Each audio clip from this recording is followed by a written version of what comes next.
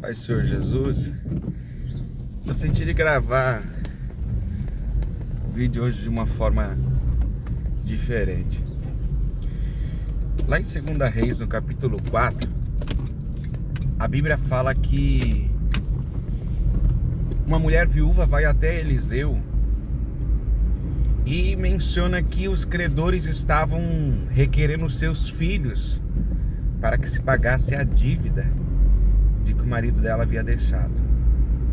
Eliseu pergunta a ela o que é que ela tem em casa, e então ela diz: eu não tenho senão um pouquinho de azeite.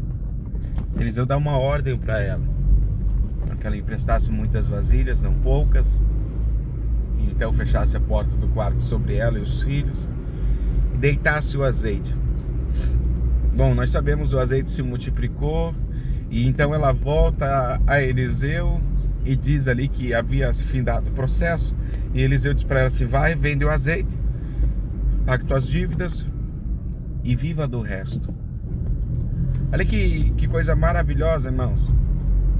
Quando nós nos submetemos à vontade de Deus, Deus não somente atende às nossas necessidades. A necessidade dela era pagar a dívida para resolver aquilo que era mais urgente, para que os filhos não fossem ali dados como servos.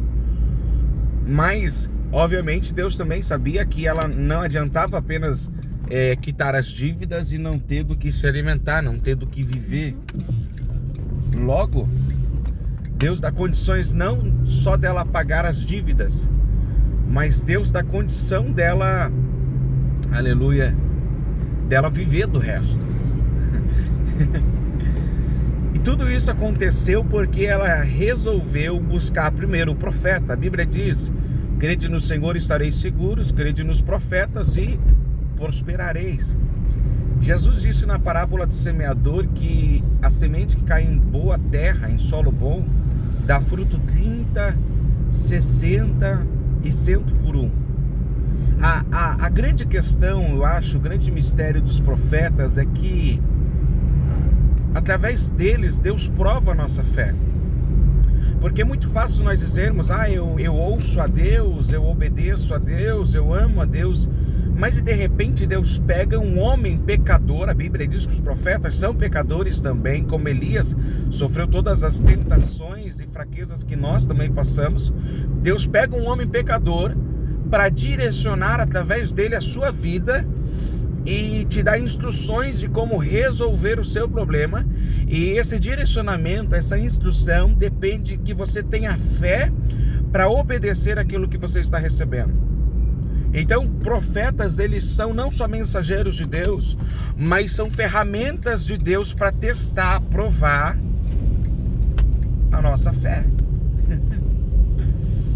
Então, ela vai ao homem certo, ela vai ao homem de Deus, e o homem de Deus começa a dar para ela instruções, palavra de sabedoria. Aleluia. Não tinha qualquer lógica naquilo. Vai deitar o azeite numa botija, simplesmente você vai transferir de uma para outra. Mas a questão é que a fé e a obediência inserida naquele contexto ia fazer que durante o processo da transferência houvesse também uma multiplicação. Olha que interessante.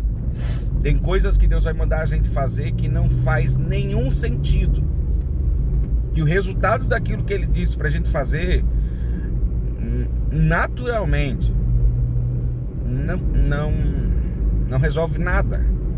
Mas espiritualmente, o que vai ser destravado por conta da fé e da obediência pode nos surpreender abundantemente.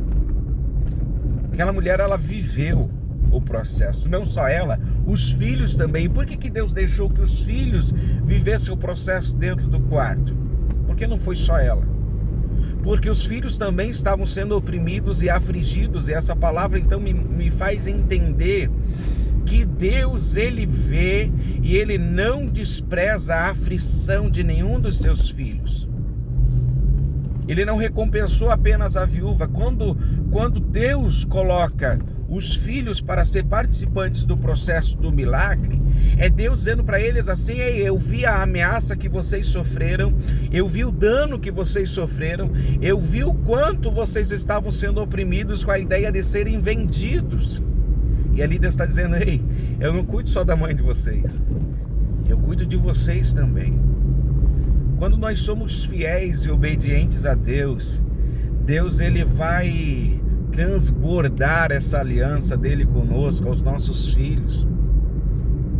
E os nossos filhos verão o cuidado e a bênção de Deus. Fala esse momento a paz. Quantos pais estão buscando ao Senhor com fidelidade, com sinceridade de coração, mas quem sabe os filhos estão em outro ambiente. O não de adoração, não de servir a Deus, não de dar culto a Deus. E talvez você se pergunte: Senhor, e os meus filhos? E o Senhor está dizendo para você: eles também, eles terão experiências com a minha bondade também. Eu não vou deixar de recompensar a aflição que eles têm passado. Ainda que seja você que esteja me procurando, eu vou procurar os teus filhos e vou colocar eles no ambiente, no contexto do milagre, do cuidado e da providência divina. Que o Senhor te abençoe, que essa palavra dê muito fruto no teu coração, que você possa descansar, confiar no Senhor. O Senhor ele está cuidando de cada detalhe.